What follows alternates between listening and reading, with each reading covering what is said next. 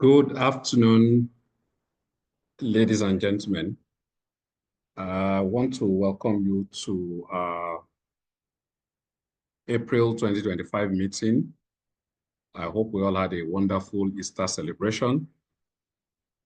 Today, we'll have two presenters.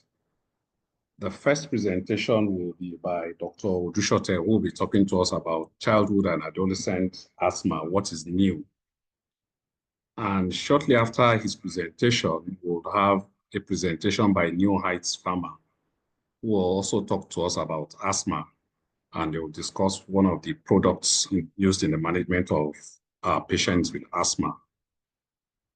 But before we start, I would like to hand over to Dr. Mobolaji Lawal for a few remarks. Over to you, sir. Okay, thank you very much, Dr. Eletu, and a very good afternoon to everyone. This beautiful sunny afternoon here in Lagos, Nigeria. We have a very, very interesting lecture today by one of us, a renowned specialist in the area of asthma and allergies, Dr. Odusote. And the issue of asthma, incidentally, I'm just coming in from another meeting which I chaired of the Heart Foundation, where the discussion was around climate change and air pollution. And speaker after speaker emphasized the significant contribution that air pollution and climate change, the significant contribution of them to increasing childhood mortality and morbidity. In fact, as the second likely contributing factor after only malnutrition to childhood mortality. And as far as the morbidity is concerned, increased prevalence and severity of asthma and other respiratory infections were mentioned. And so asthma is no longer just a clinical conversation. It's a matter that is a global public health issue in that regard, which calls for policy changes and a host of other things in order to control the environment and climate. So I just threw that in just for our information. That's what I've been doing all day. And it's so coincidental and interesting that we are having a conversation of asthma today. So without taking too much of your time, I will yield the floor to Dr. Eletu, who is the coordinator of today's program. So I warmly welcome everyone to this meeting. I look forward to a very, very interesting afternoon and very informative as well. So thank you very much. Over to Dr. Eletu. Thank you very much, sir. Thank you for also briefly introducing Dr. Odusote, our presenter for today, who is a member of the Guild and also an executive member. So Tunde, over to you.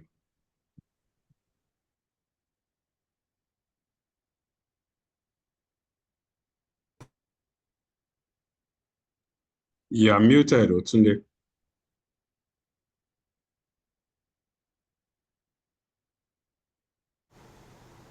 Okay, can you hear me now? So I just for some reason my slide just disappeared. Yes. Let me just let me just locate it. So thank you very much for having me here. And it's my wow, this is one of the things that people these are and you shared it earlier. We all saw it. and it was seamless. Wow. So just give me a minute. I'm sure I should be able to locate it very soon.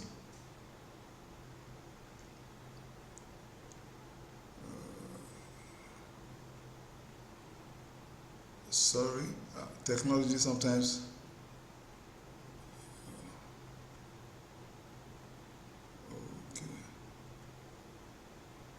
Okay, so I think I'm back. Sorry about that. But I can't see the share button now on my.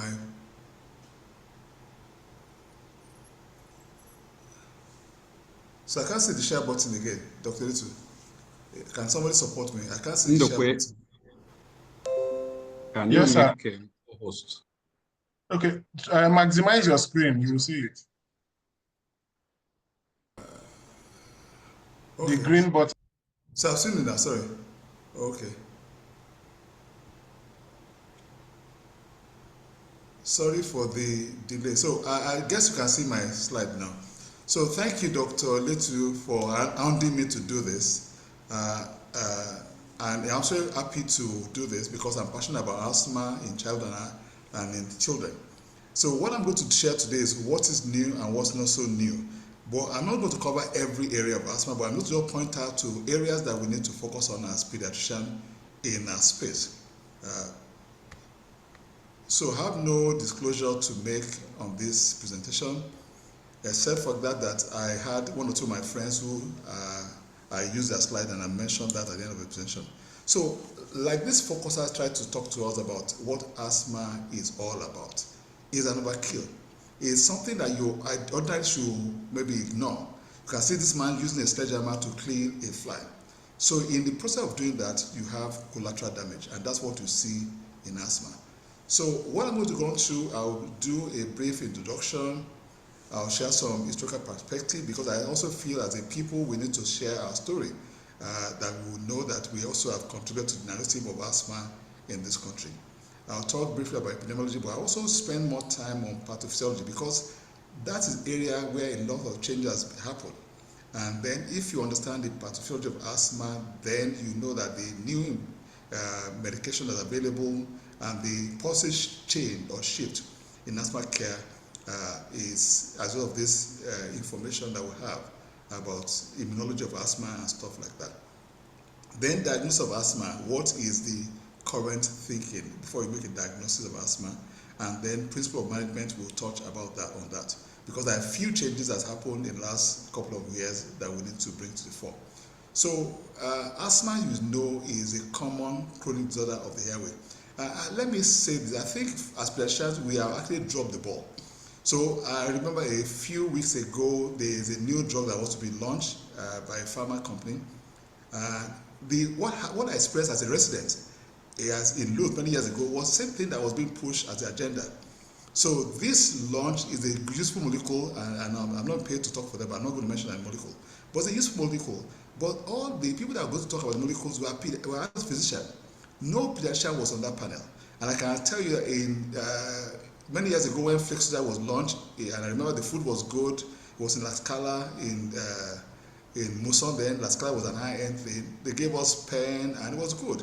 But all the people that actually had the conversation were adult physicians. No pediatrician was invited to be on that panel. And the truth that asthma is primarily a childhood disease. If you look at general guidelines, it is a childhood disease. And so we need to be on the fourth burner of this narrative, and we should take ownership.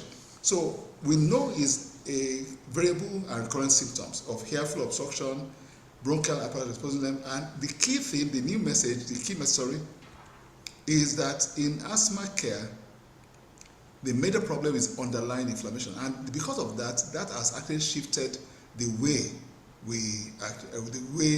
asthma should be focused. I remember in the past, we think just bronchospasm, that was the main thing.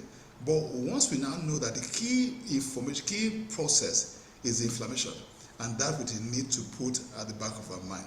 So now, like I think Dr. Well mentioned, asthma is a complex syndrome. It's like if you make a diagnosis of asthma, you should be able to talk about what kind of asthma you're talking about. So asthma now is not a diagnosis per se. You need to look at what is going on. So you can say you are someone who have diarrheal diseases. You can say, what's the cause of, what's the agent? Is it due to intolerance? Is it due to a bacterial agent or parasitic agent? So that's the way asthma is. So it's considered to be a syndrome, a complex syndrome. that develop after exposure to other infectious agents, especially viral infections, or in no-cause allergies, air pollutants, in people who are genetically susceptible to have the problem.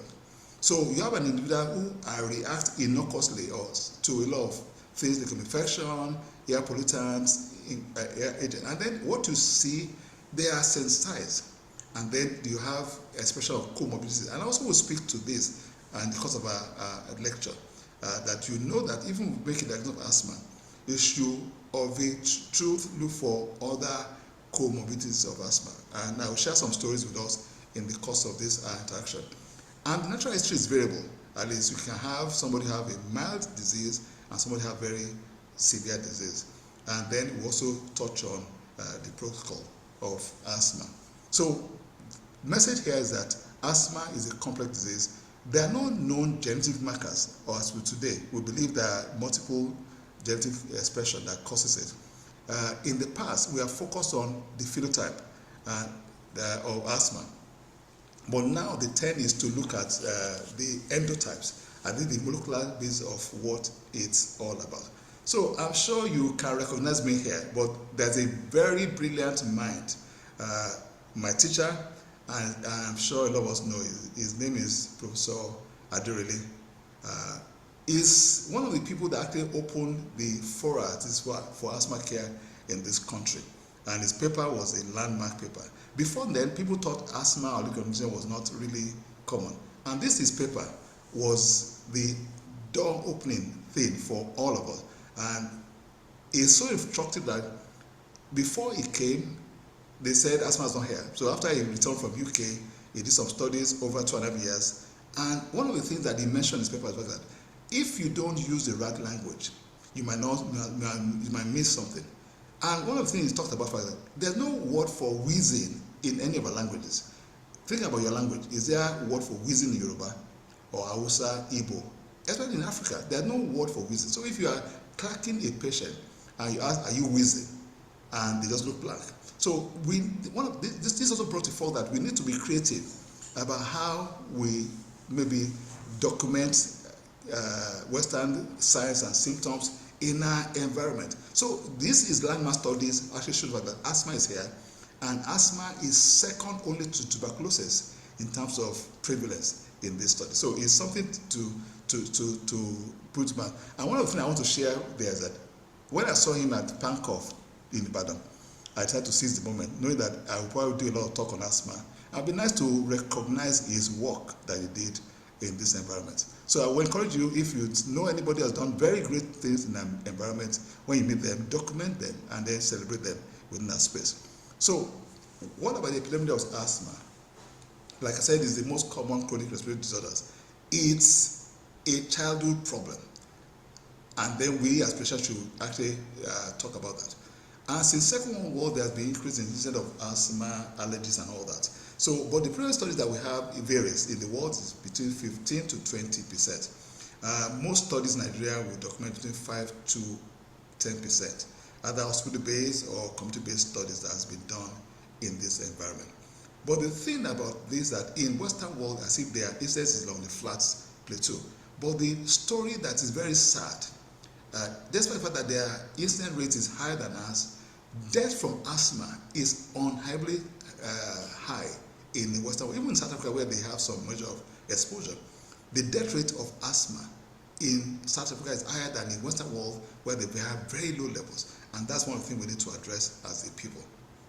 So I'll just touch on phenotypes. Phenotypes is just what are the physical characteristics of the symptoms. It could be allergic asthma, non-allergic asthma. In children, allergic asthma is very common, but you can have any other expression of asthma, exercise-induced asthma. I remember talking to a classmate of mine who said that he didn't know until after his training that he realized that he would not find that he can't wheeze after exercising, but without exercise is okay. So he now realized that he has actually exercise-induced asthma.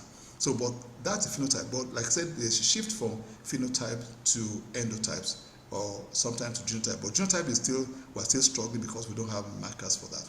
So in childhood asthma, this was actually based on a study, Tucson studies, and they tried to classify asthma into transient wheezers, persistent wheezers, and late onset wheezers. This does not talk about severity of the disease. It just says this is what you have and this is how you're tracking. And the thing where I'm bringing to the fore is that even pediatricians still write stuff like respiratory bronchitis or wheezy bronchitis. And if you look at the ICD-10, I'm sure some of us, if you are working with HMO, like we're working for people like Dr. LASUTH, they won't pay you because there's no SCD code for some of the diagnoses we make. And that's the thing we need to understand. So people use things like viral wizards now or material wizards, but I will talk about that later on in this study. But let me say that phenotype will be old school very soon. People will not be talking about this, but because it's not as specific and it doesn't really capture the essence of what you are trying to capture. So this I'm sure we are familiar with. This is what I call light travel in a straight line. This is what we all know, that if you have an antigen, the antigen-presenting cells will lock on with the T2 naive cell, and interleukin-4 and 13 will produce, we act on the plasma cells, with the class switch, IgE will first produce, it will produce after IgE produces IgM. And the IgE is now docked on mast cells of basophil. And once they're docking of this, and there's a cross linkage by the antigen that is programmed to the IgE, then you have histamine release, leukotriene.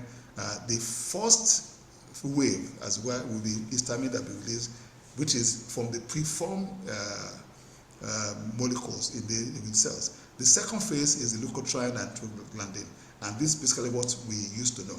And if you look at this, and I'm going to go into details, most of the therapies that were introduced for asthma care is targeted at some of these molecules. For example, at the time leukotriene was discovered, Montelukast and the same leukotriene receptor was a major thing, and people say, hey, we have the key to it.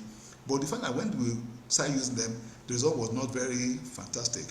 Omalizumab came to the market because of IgE. It did some work, but not really fantastic. So IL-5 was also one of the things that we targeted. But the current thinking is beyond this simple diagram. And I'm going to share that with you right away. So we now know that in asthma, innate wing of the immune system has the active role to play, and then the adaptive wing also has a role to play. So what we're saying is that in asthma care, innate system, which is not specific, has an important role to play, and that's why some of the asthma treatment was not really working. Now, before we think your barrier or your mucus is all for barrier regulation of homeostasis and all that. But we now know that when there's a disruption, there are interleukins that are produced, like interleukin 25, 3, and TSLP. TSLP, for example, will act on this antigen cell and make them more primed to function. And they produce interleukin 4 with this connection. Interleukin 4 and 13 will work on the B naive cell that we saw earlier, and they will produce IgE after a class switch. Interleukin 5, what that does is to go to the bone marrow and cause production of eosinophils. And the interleukin 5 also needed to ensure that eosinophils is surviving. So if there's a low level of eosinophil, then the interleukin 5 rather, then eosinophil will die out. And then interleukin 5 is also a chemotatic agent that will actually escort the eosinophil produced in the marrow to the action site. So we can see that these are things that are happening with this in this level. So you have TSLP, these are new, and there are other molecules, and I will just show also. If you look at this diagram, the adaptive phase, which is what we know, is you see interleukin 4, interleukin 13, and interleukin 5. This is the 5 I spoke about, that this actually help with the production of eosinophil from marrow. It actually help them to survive longer if they are in production, and they also escort them or track them to the area of activity.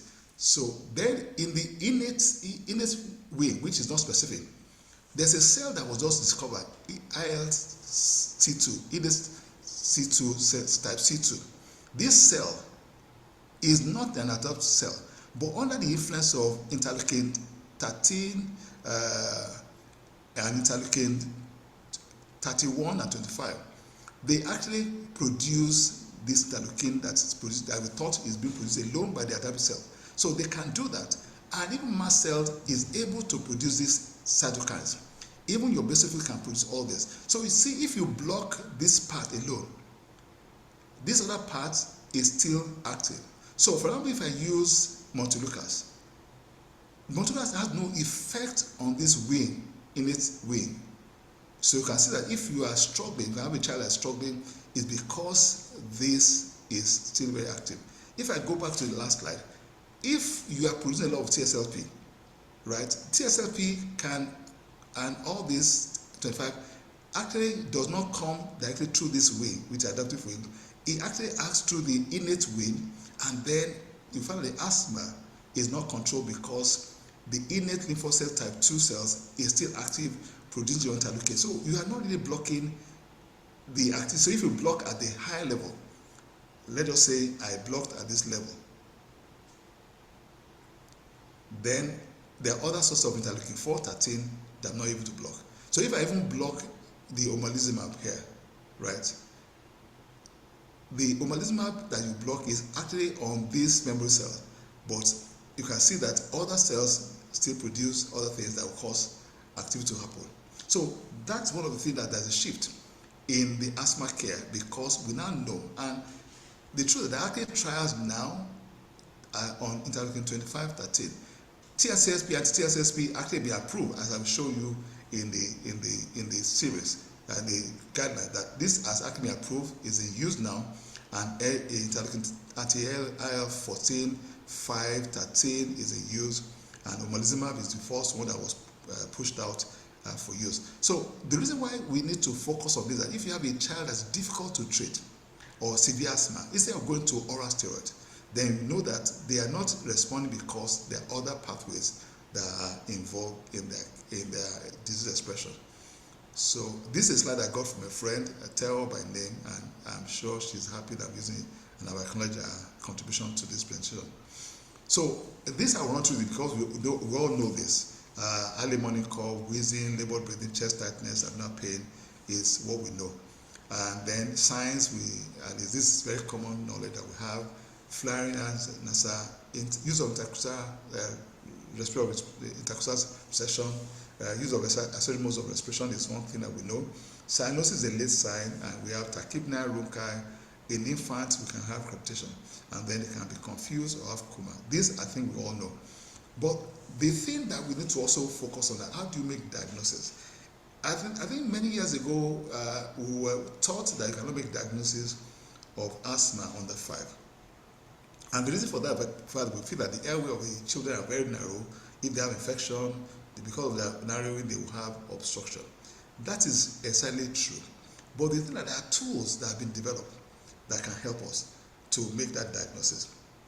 So you can actually have, say, a child is asthmatic. The youngest child that made diagnosis of asthma, is a 6-month-old child that was born to a family of doctors with positive family history of atopy in the father. And what we use is what we call modified asthma predictive index. So this child I've talked about was admitted repeatedly back to back within 1 year, and was labeled to have bronchiolitis. But this child will come after a viral infection, it will start wheezing, he'll be admitted, they have to nebulize him with salbutamol, and sometimes with patripromide, and give steroid, he will get better, he will go home, he will come back again. If you have a child under 5 that comes to you with repeated episode of wheezing after cold, and then you have to give salbutamol to get them out of trouble, then that child is one child you need to look at. And what I tell them, parents that you want to wait for the child to come to struggle and have airway remodeling, or you intervene as soon as possible. So with modified asthma predictive index, what you have, you have a child who has wheezed 3 or 4 times per year, that needed to be helped with using salbutamol, plus minus, patripromide, and even steroid. And you have a major sign. What are the major signs? If the child has atopic dermatitis, or if you do your airway allergen, you do a skin prick test, and there's positive sensation to airway allergen, like either dust mite, cockroach, cat, dog, police, or whatever, or mold. Or there's family history of atopy, like the 6-month-old child I said, the father is a doctor, is a non-asthmatic, and then this child comes in repeatedly with wheezy episode.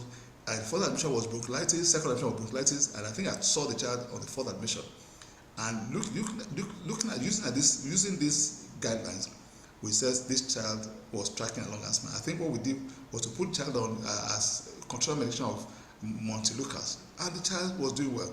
At one time, we now had to transit the child to a 8 corticosteroid, and then the child was a happy child.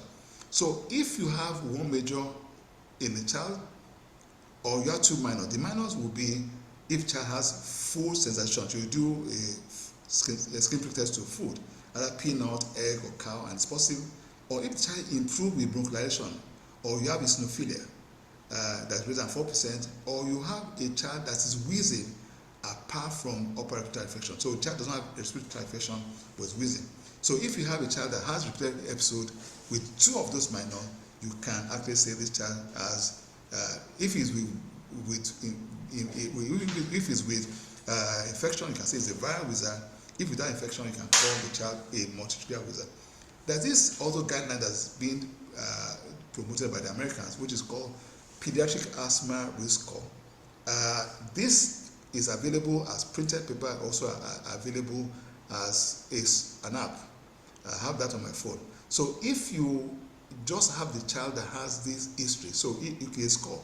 So you can say, is there history, a child that has had repeated wheezing episode, like the child I described, and say, is there any parental asthma? If there's no, it's 0. If it's yes, it's 2 points. Does the child have atopy before the age of 2-3 years? That means atopic dermatitis. If it's 0, 2, and like that, you score. If this child has been wheezing before the age of 3 years, that means whether it's due to infection or not, then you score accordingly. You can see the scoring system has different weighting. There's 3, there's 2, and if it's an African American like you and I, then you also have a weighting. And then if you do a skin prick test and it's positive to either 2 allergies or food allergy, you also score. And if the score is between less than 4, is low risk. If it's between 5 and 8, that's high risk. And if it's above 9, so if you have an high risk patient or middle risk patient, that's the kind of child I usually will intervene and put on a controller medication or treat at intermittent asthma. But the other thing I've shifted that now over 5, asthma diagnosis is no longer a clinical diagnosis. You get the clinical history, but you must also have an objective assessment. The minimum being a peak explosive flow rate. So if you are working in Jebubu, my village, and you don't have access to spirometry, you can use your peak explosive flow rate, and if you measure the baseline, and then you bronchodilate, and there's improvement over 15% from baseline, that child with possible history of wheezing, cough, you can make a diagnosis. So the minimum, if you're working in a village setting, or in my village at Jebubu, and you have this kind of child with coughing, wheezing, and it's above 5, use a peak flow meter to measure, and then you get a baseline, and then you bronchodilate. And if there's an improvement of 50% from baseline, then that child is the minimum. So WHO says for you to make a diagnosis of asthma, apart from clinical signs, you must have an objective sign. And preferably, what you need to do is to do a spirometry. Usually, the FEV1 to FVC should be less than 80%. Usually, most of the people, if teenagers and above, you have about 80 to 85% that ratio. And if also you measure the FEV1 and you bronchodilate, and there's an improvement by 12%, that child actually has bronchospasm or evidence of obstructive pattern. You can have spirometry that will be normal, and that does not exclude that the child is not asthmatic. What you tend to do, you can do an exercise test. You exercise them, make them run, and when they run, more often than not, if the child is asthmatic, there will be a drop in the FEV1, and that is one way you can do it. Other people say you do a metacolin test. I don't think it's available. I have not used it before, even where I was training. So what we tend to do, if you have a normal spirometry, you actually exercise them and then measure, you could probably see a dip. The other thing that people have also, European guidelines says, in addition to your FEV1, you should do FeNO. So the phenol level that is predictive of asthma, which is virtually eosinophil activity, inflammatory activity within the lung, is for the white people is 225 ppb. There was a study that was done in Nigeria about control of asthma within setting. Because if you design a study, if you see anything abnormal, you must refer for care. So a couple of students were referred to me with very high levels of phenol, over 1,000, and I will clap them, I will ask them to do questions, and they don't have any evidence of wheezing. And that got me thinking, one of the things we need to do is to actually look at our baseline. So what is normal phenol level in Africans? We can't use this value. So for now, we can't really rely on this, but we can still use your lung function test. Chest X-ray is not diagnostic for asthma. All we will see is air trapping, and that's not specific. So this is also another slide I got from my friend Theo, just to show you what you get to see. This normal spirometry. If there's obstruction, you see this deep or concave nature. You can see the concave loop is very suggestive of bronchospasm or obstructive pattern. So the peak of this graph is your peak expiratory flow rate. Your FEV1s along this gradient, so usually will be less than 80% of predicted value, and then if you bronchodilate, then you will see that there is an increase of 12%. So this is what a loop looks like. No, this is normal, and this is what you see in obstructive pattern. And you can have a mixed pattern that we will not speak to. But like I said, diagnosis of asthma is no longer clinical. You must have an objective diagnosis. The only drop-off with peak expiratory flow rate is that it also measures activity in bigger airways, not a smaller airway, but still useful to use it when you are making diagnosis of asthma. So not run. This is just to talk about it. But one of the things that you should worry about, and I saw this as a resident doctor, Professor Rena actually, we have a child in the emergency room, and we were nebulizing and all that. I won't get better. I said, go and call the ear surgeon for all you care. It might be juvenile renal papilloma. And it's a very common thing that we might be missing. Vocal cord dysfunction, especially in teenage girls, you should look at that. So, what are the principles of management of allergic condition? Number one, education. You are not trying to provide a cure, but you are trying to just control disease. Avoidance of what they are allergic to, pharmacotherapy with specific. Immunotherapy would like to be a big thing in the future because it's only disease modifying thing that we have in the care of allergy diseases. So aim of long-term treatment is no daytime symptoms, no weakening, you don't have to use rescue medication. You can play and then you have that function, you can function maximally, and then you don't have any side effect with medication. So one of the things that we also need to understand is that in asthma care, the medications are divided into two broad groups. SABA, which is short-acting bronchodilator, that's your rescue. So when you're in trouble, you rescue. Then the control medication are things that you use. It's like the way I describe this to clients is the fact that if you are riding a power bike, you don't know whether you're going to have an accident. But if you wear a crash helmet and a paddle, you are likely not to have a fracture.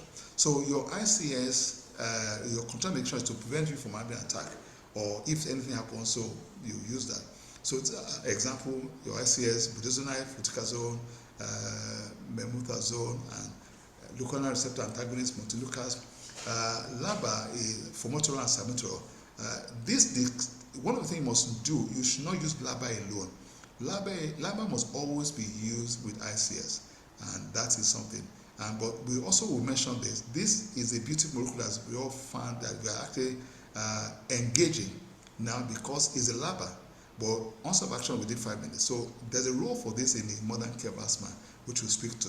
LAMA is long-acting muscarinic antagonist, and we see that. OCS is steroid. These of steroids should be very careful to avoid it. Then you have biologics. The only thing about this is that they are very expensive. The cheapest of them is this, but very expensive. So this is anti-IL-5 receptor blocker. These two are anti-IL-5 antagonists, but this actually blocks the receptor. Dupilumab actually blocks anti-IL-4, 14 and 4 and 13. Omalizumab actually block IgE from binding to your mast cells. And CSLP I talked about is or acting at a higher level. So SMART just means that you have a single molecule that you use as maintenance and reliever therapy. So use one molecule to rescue and use one molecule to maintain. And this is a big thing now in adolescent care and in severe asthma care in somebody between 6 and 11. And that's one of the new things that's happening in the world of asthma care. So this is just, if you look at general guidelines, generally will say to you, any child you see, you should assess how severe they are. But in general guidelines, it says you should give medication and then look back and see how they're tracking. In a economy like ours, that access to medication is very dodgy, especially recently. This is useless. The general guidelines is, approach to treatment is useless. So what I usually would recommend is to use the North American National Asthma Education Protocol. What they say is that you have what I call the rule of 2. So you look at their baseline FEV1, you look at day symptoms, night symptoms, and see how they're tracking. Use of SABA, you see how they're tracking. So what I would recommend for our client is to use this and look at the child. And the way to use this is that if you tick on these two, and one of the parameters you tick on one of this, for example, let's just say a child has day symptoms that's less than 2 weeks, SABA is less than 2 days a week, but he has night symptoms that's every week. That child should be classified as moderate, right? So the worst symptoms in the checklist is what you use to classify the child, and that you should do with every child that you see. So I quickly want to look at what has changed in the care of management. If you look at the new guidelines, this is for children under 5. Your renal medication is still your SABA. But what has changed here is that every time you use your SABA, you must give an ICS. The reason being that, you remember the main thing is ongoing inflammation. What your SABA does is to relax the muscles, but you are not addressing the inflammation. And I think the team in Benin actually recognized this, and I think there's a paper that came out of Benin that says if you have intermittent asthma, right, in addition to giving SABA, every time you give SABA to a child under 5, ensure you give ICS at the same time. Because if you don't do that, this child will move from being intermittent asthma to now have controlled persistent asthma. Because every time child closes up, you relieve the muscle, but you didn't address the ICS. So that's one of the major shifts in care. So for intermittent asthma, every time you use the SABA, give ICS at the same time. Especially if you have a viral wheezer and you know that the child wheezes with viral infection, it's also recommended that you give ICS at the same time you are taking care of the viral infection. Other things I think you know, nothing has changed. So your ICS, if it's step 1, low dose ICS, step 2, you double the dose, step 4, which is severe asthma, you can refer to specialists. So the key message for under 5 is anytime you use your SABA and in intermittent asthma, you must give also ICS, and that's the key message that we need to onboard now. So in children between 6 and 12, the same thing also is here, which is what I talked about. So low dose ICS must be taken every time SABA is taken. So you have a child that has intermittent asthma. In addition to giving SABA, you must give a low dose ICS at the same time, because you need to address the ongoing inflammation. Your reliever medication here is still SABA. But by the time you get to your, if anytime you want to now prescribe a LABA ICS, which you can give to any child above 4 years, what is recommended now is you should use SMART. Use the same molecule to control the symptoms and use the molecule as rescue. And the only molecule that fill that profile is your formoterol and budesonide, and a lot of study has been done on that. So if you have a child that has moderate asthma and in between 5 and 12, your choice, preferred choice, is to give a SMART every time you give your SMART, so if it's step 1, you give low dose ICS plus LABA, and the reliever should still be low dose ICS. That's the way to go. But because of pharma thing and the GSK wants to have a look in, so if the caveat that if your salmeterol and fluticasone is controlling the symptoms, stay with that. You don't change the winning thing. Then your as needed rescue medication should still be SABA. You can't combine 2 LABA ICS. So let's say that your first option in a child between 6 and 11 that you have to put on LABA ICS, your preferred option is to use formoterol and budesonide as your control medication and your reliever medication, and that's what is stated here. So, but if they are well controlled on your salmeterol fluticasone, stay with that, and then your controller medication, reliever medication should still be SABA. That's a shift. But the older children, it is clear as daylight. For mild step 1 and step 2, what you need is you must use SMART. You must give formoterol budesonide as your drug of choice, which is what is here, and your reliever should also be that. So in adolescent age group, you keep it simple and you use SMART. You use formoterol and budesonide. The reason why you do that is because formoterol within 5 minutes start acting, and is a long-acting thing. That's what you need to do. So that's just to show you what is in more details. You do SMART for step 1, step 2, step 3. So step 5, you have to add a lot of things to it. So what I want, the thing that any adolescent you are seeing in your care above 11 that has asthma, keep it simple. You can control the symptom with ICS formoterol, and then you can use the same molecule to control this. So that's just the key message that shifted from General Guidelines 2024. So what other things do you need to know?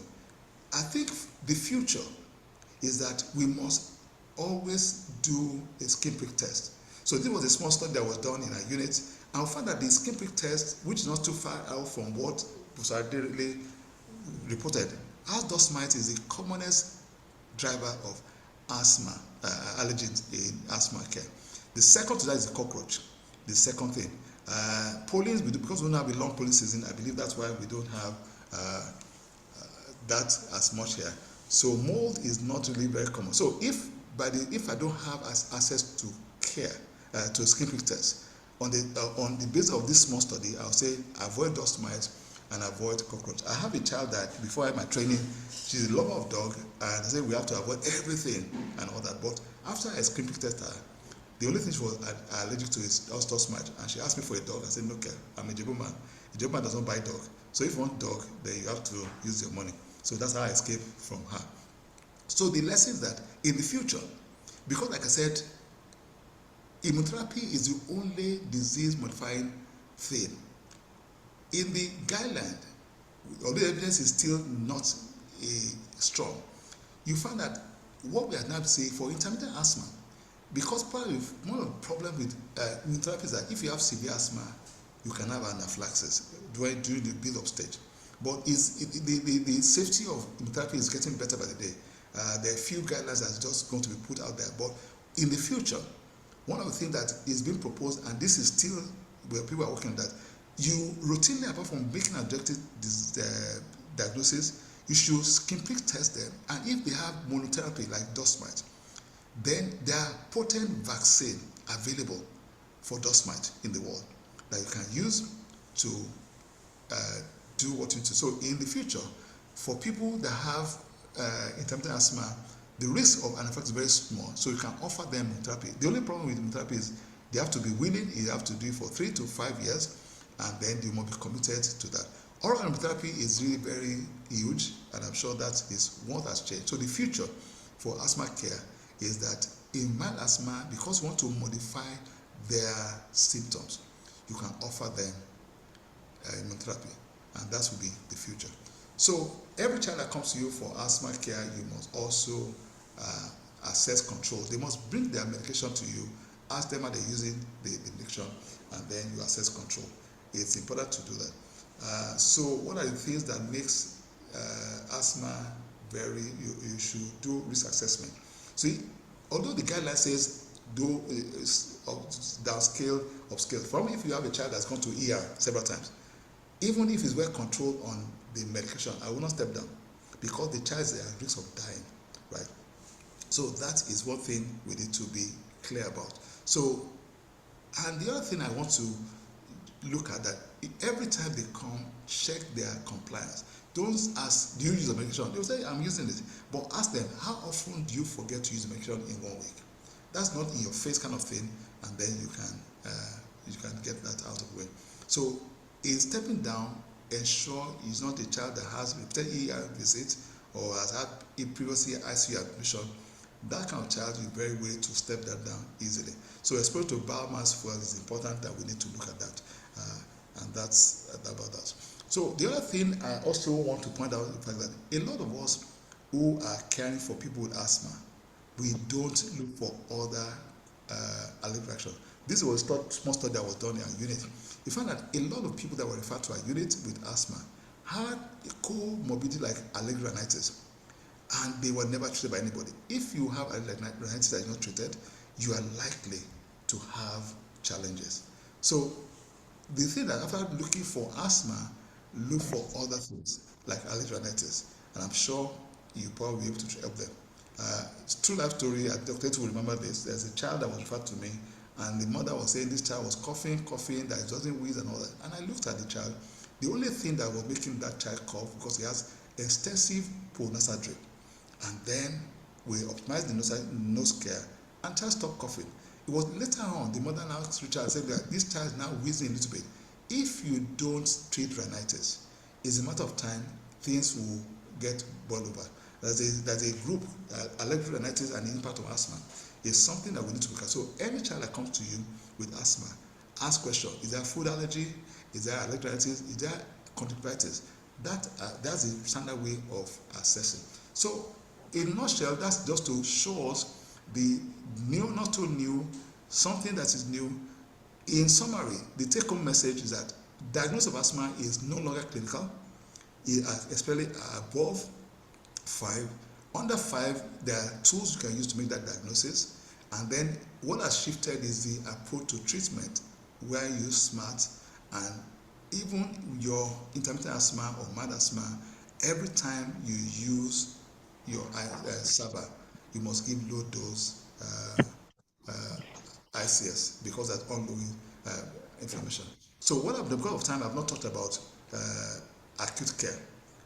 But if there are questions along that area, I'll be able to address. So thank you for listening, and these are my references, and God bless.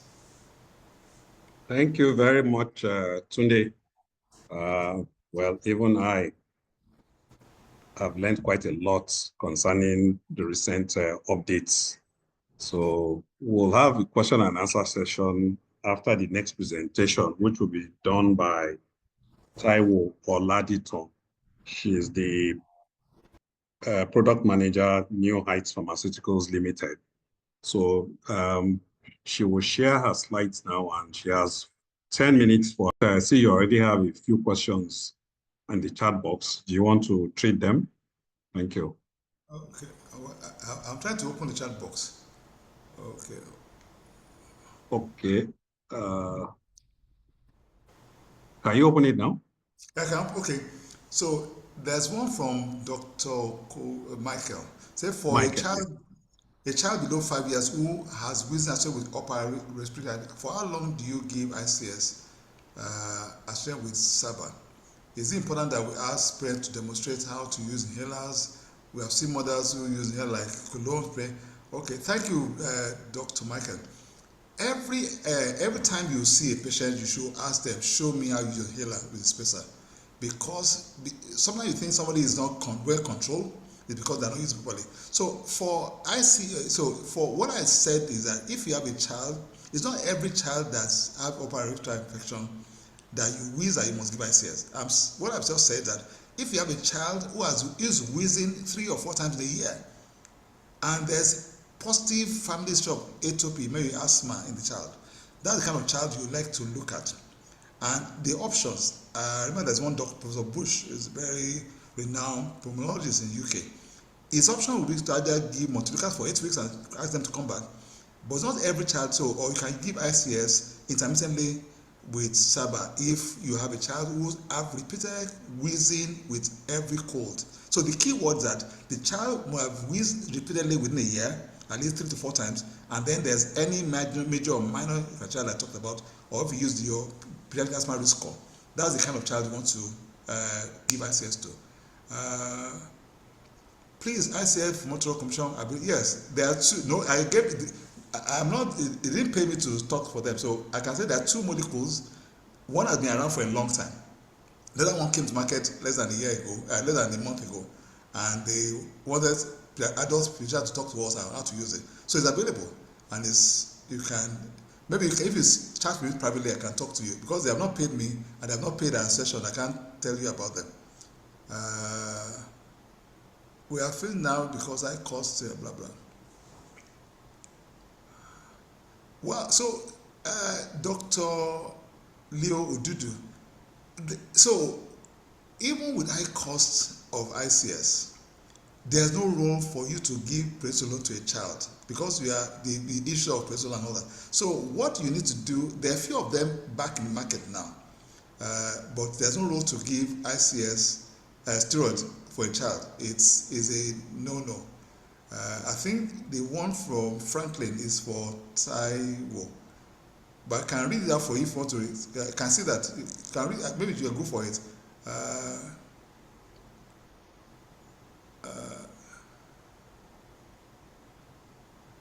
Okay, so Taiwo will take that one. Major said, thank you for the presentation. Please, how do you manage the patient struggles about having asthma? However, experiment suggests the sleep pattern. See, in asthma, basically you see obstructive pattern, but you can have a mixed pattern. Especially if you have somebody have received. One of the common ones is that, see, again, in this country, because we dropped the ball, that people have viral infection that they are impacted. Maybe if you have adenovirus infection or viral, you can have bronchitis or bifidobacterial that can complicate asthma. So if you have a sleep pattern, I'm sure in asthmatic, it could be both. But if you have the sleep pattern, then you should look closely to what is going on. But that's what I would say for that. But you can have mixed pattern in asthmatics.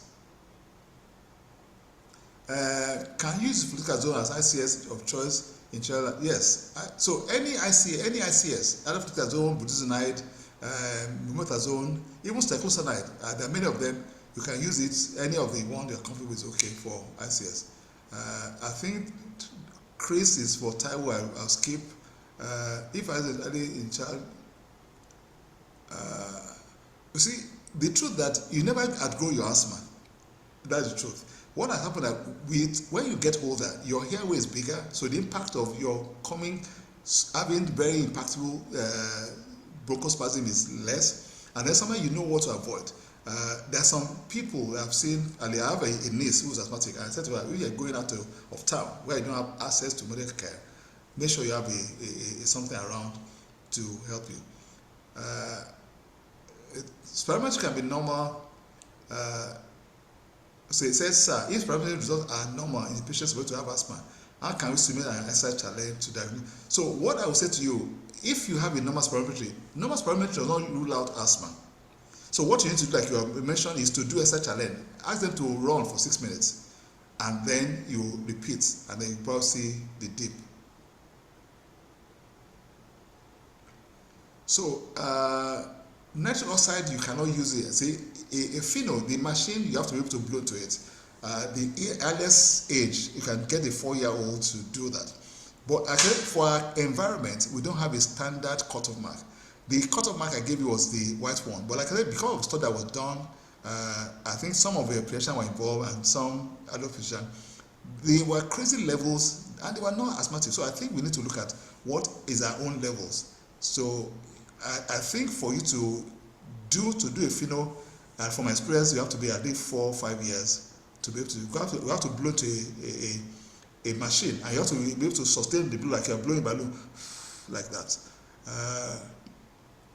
What's the ratio of dosage prescription of ICS SABA? Well, in ICS SABA, I don't think you nebulize them. At least some people nebulize. At least I know some private practice use nebulize budesonide and all that. You are not so ideally you are not supposed to mix them together. What you're supposed to do is nebulize budesonide and nebulize SABA if you want to do that. And that's the American culture. The Americans don't like. They like to nebulize salbutamol, budesonide, right? So I would suggest that you nebulize salbutamol first, and then you nebulize your SABA. I don't think there's a place to mixing them together. I'm not aware. So I didn't say that asthma. I don't say prednisone doesn't have any role to play. In acute attack, you have somebody come to ER that has acute attack. I have this acronym A, B, C, D, E. A is assessment. B, you bronchodilate and you give steroid. And C, you correct hypoxia, you correct dehydration.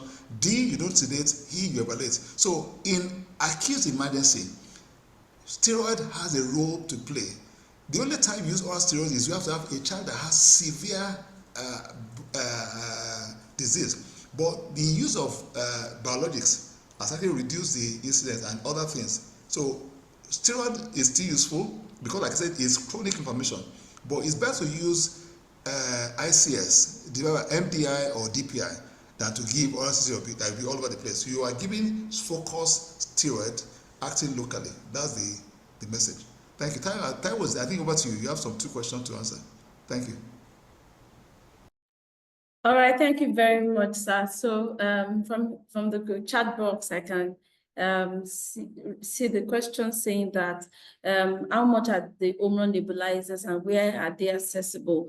Omron nebulizers are accessible across pharmacies in Nigeria. Okay, we can also order online on Jumia, okay, or on HealthAce. That's www.healthace.ng, or on Jumia. Okay, that's NHP Medicals. You can also order from any pharmacy that is close to you. Okay, our numbers are available. You can check up New Heights Pharmaceuticals online and call our after sales line. Okay, someone will pick it up and attend to your order. The next question is talking about how do we manage or take care of our devices? How do we wash? The washing of the Omron nebulizer is very simple. All you need to wash is the nebulization kit.